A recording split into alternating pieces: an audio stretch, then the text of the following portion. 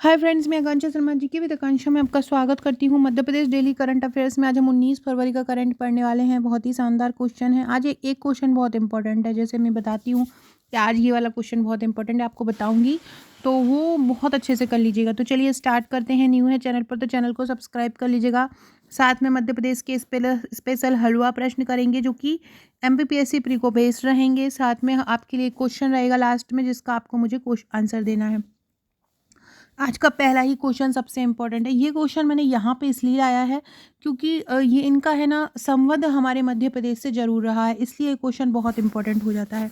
तो क्वेश्चन है 58वां ज्ञानपीठ पुरस्कार किसे देने की हाल ही में घोषणा हुई है? रामभद्राचार्य, गुलजार, दोनों या कोई नहीं?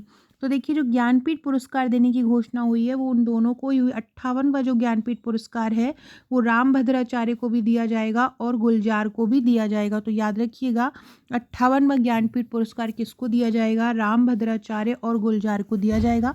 ये जो रामभद्राचार्य हैं जो चित्रकूट तुलसी पीठ के संस्थापक हैं, तो इसलिए ये हमारे लिए बहुत इम्पॉर्टेंट है क्योंकि चित्रकूट हमारे मध्य प्रदेश में है और ये यहीं के संस्थापक हैं। तो तुलसी पीठ चित्रकूट के संस्थापक जगत गुरु रामभद्राचार्य हैं। याद रखिएगा, इनको ज्ञानपीठ पुरस्कार देने की घोषणा की गई। ज्ञानपीठ पुरस्कार जो होता है साहित्य के लिए दिया जाता है और जो जगत गुरु रामभद्राचार्य जी हैं उन्होंने बहुत सारी साहित्यिक कृतियाँ लिखी हैं, इसी कारण से इनको ज्ञानपीठ पुरस्कार देने की घोषणा हुई है। और साथ में गुलजार को भी ये पुरस्कार दिया जाएगा। गुलजार जो कि मेरे तो सबसे फेमस, मेरे मतलब ये बोलिए कि मेरे सबसे फेवरेट पोइट हैं। मतलब मुझे इनकी कविताएं पढ़ना बहुत अच्छा लगता है क्योंकि कविताएं मैं भी लिखती हूँ और इनको पढ़ना मुझे बहुत अच्छा लगता है। जो ये लिखते हैं, इनके गाने बहुत अच्छे लगते हैं। जो जिन जिन जिन गानों को इन्होंने लिखा है उसके लिरिक्स बहुत शानदार होते हैं। तो इनको भी ज्ञानपीठ पुरस्कार देने की घोषणा हुई है। तो याद रखिएगा, रामभद्राचार्य, गुलजार को देने की घोषणा हुई है। गुलजार जी कौन है? सिनेमा के निर्देशक भी हैं और गीतकार भी हैं।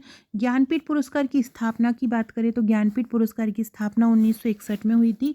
प्रथम ज्ञानपीठ पुरस्कार किसको दिया था? प्रथम ज्ञानपीठ पुरस्कार शंकर कुरूप को दिया था। क्या दिया जाता है इसमें? पुरस्कार राशि। ज्ञानपीठ पुरस्कार है, पुरस्कार राशि 11 लाख रुपए दी जाती है और बाग देवी मतलब सरस्वती देवी की एक मूर्ति भी दी जाती है।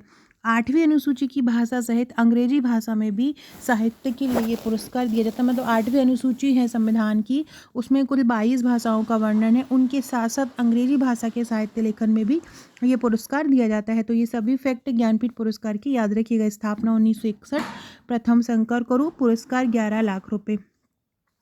अगला क्वेश्चन है केला उत्सव कहाँ मनाया जा रहा है? केले के ऊपर बहुत सारे फैक्ट पिछले 1-2 महीनों में आए हैं। केला प्रसंस्करण इकाई है ना, केला उत्सव। तो ये केला उत्सव कहाँ मनाया गया है? मंडला, बुरहानपुर, बालाघाट या बैतूल? तो केला उत्सव जो मनाया जा रहा है वो बुरहानपुर में मनाया जा रहा है। बुरहानपुर जहाँ पे असीरगढ़ का किला है, और बुरहानपुर को ही दक्षिण का द्वार भी कहा जाता है। तो केला उत्सव यहीं बुरहानपुर में मनाया जा रहा है। मध्य प्रदेश के बुरहानपुर में 2 दिवसीय केला उत्सव मनाया जा रहा है। बुरहानपुर जिला प्रशासन के सहयोग से 20 एवं 21 फरवरी को देश के प्रसिद्ध केला वैज्ञानिक और केला उत्पादक किसान केला उत्पादन निर्यात की संभावनाओं से और जो केला की आर्थिक समृद्धि है केला उत्पादक की, उनसे जुड़े बातों पर विचार विमर्श होगा। केले को एक जिला एक उत्पाद योजना में भी शामिल किया गया। बुरहानपुर से केले का चयन किया गया है।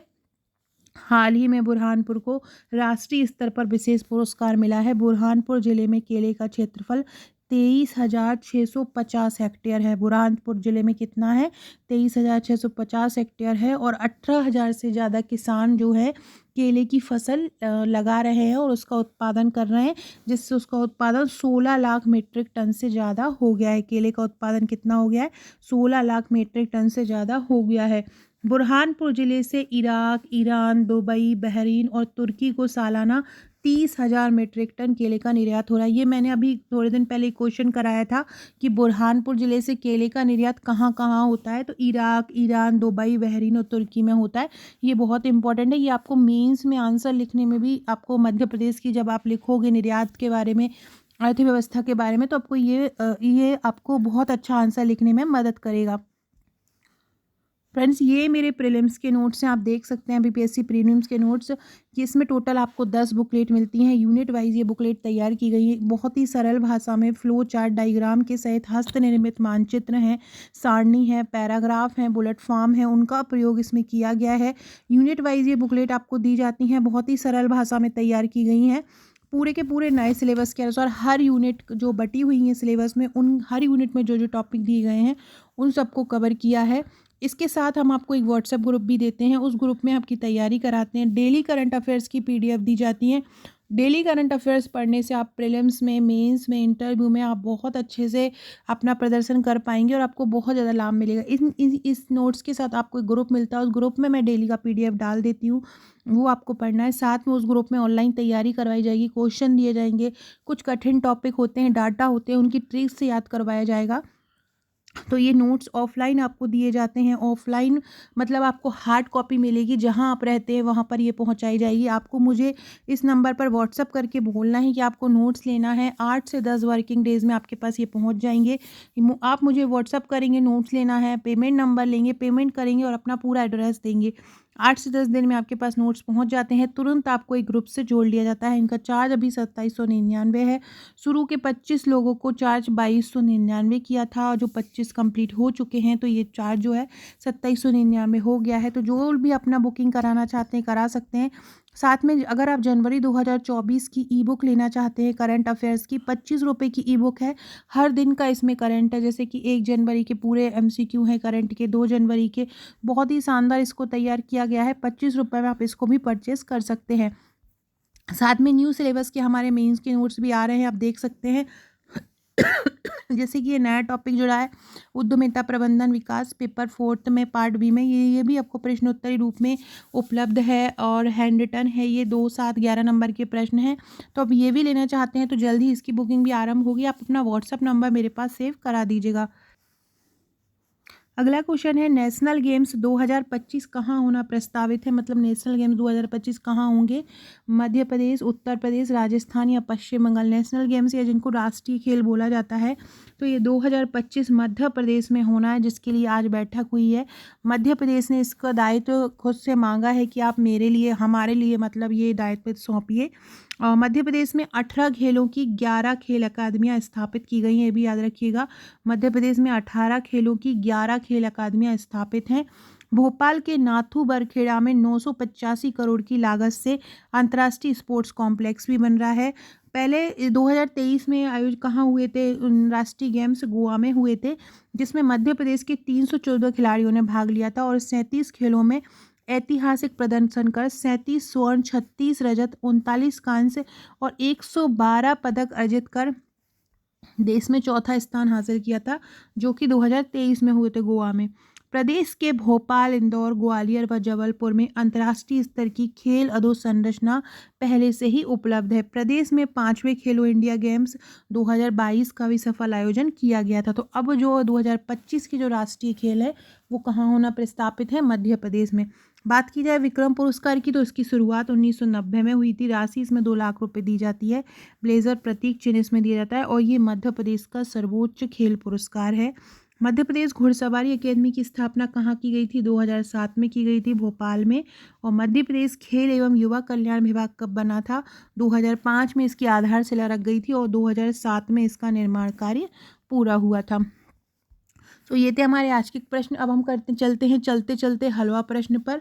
तो सबसे पहला क्वेश्चन है, योजना आयोग का गठन कब हुआ था? योजना आयोग का गठन हुआ था 15 मार्च 1950 को। आज हम अर्थशास्त्र के प्रश्न पढ़ने वाले हैं, बहुत इंपॉर्टेंट है। योजना आयोग का गठन कब हुआ था? 15 मार्च 1950 का। योजना आयोग के प्रथम उपाध्यक्ष कौन थे? गुलजारी लाल नंदा थे प्रथम उपाध्यक्ष योजना आयोग के। योजना आयोग की जगह अब नीति आयोग हो गया है 2015 से। 1 जनवरी 2015 से योजना आयोग को हटाकर नीति आयोग कर दिया। योजना आयोग के अध्यक्ष कौन थे? देखो, अध्यक्ष भारत के प्रधानमंत्री होते हैं, जो कौन थे? पंडित जवाहरलाल नेहरू थे उस समय। योजना आयोग एक परामर्शदात्री संस्था थी। भारत में विदेशी निवेश करने वाला प्रथम देश कौन सा था? जिसने सबसे पहले हमारे भारत में निवेश किया, वो देश कौन सा था? तो जिसने सबसे पहले हमारे भारत में निवेश किया वो था मॉरिशस। भारत के लिए नियोजित अर्थव्यवस्था पुस्तक को किसने लिखा था? विश्वेश्वरैया ने लिखा था नियोजित अर्थव्यवस्था पुस्तक को। मिश्रित अर्थव्यवस्था को अपनाने वाला पहला देश कौन सा था? मिश्रित अर्थव्यवस्था को अपनाने वाला पहला देश था फ्रांस। कौन था? फ्रांस मिश्रित अर्थव्यवस्था को अपनाने वाला पहला देश था। अब हम करते हैं आज का क्वेश्चन। ये 19 फरवरी का क्वेश्चन है। भारत में सर्वप्रथम कागजी मुद्रा का प्रचलन कब हुआ? ये आपको मुझे कमेंट करके बताना है। भारत में सबसे पहले कागजी मुद्रा कब आई? 1872 में, 1862 में, 1869 में या 1900 में? कमेंट करके आपको मुझे बताना है कि सबसे पहले कागजी मुद्रा कब आई। वीडियो अच्छा लगे तो लाइक शेयर सब्सक्राइब भी कीजिएगा। क्वेश्चन आए अथवा ना आए आंसर ज़रूर कीजिएगा। Okay friends, thank you.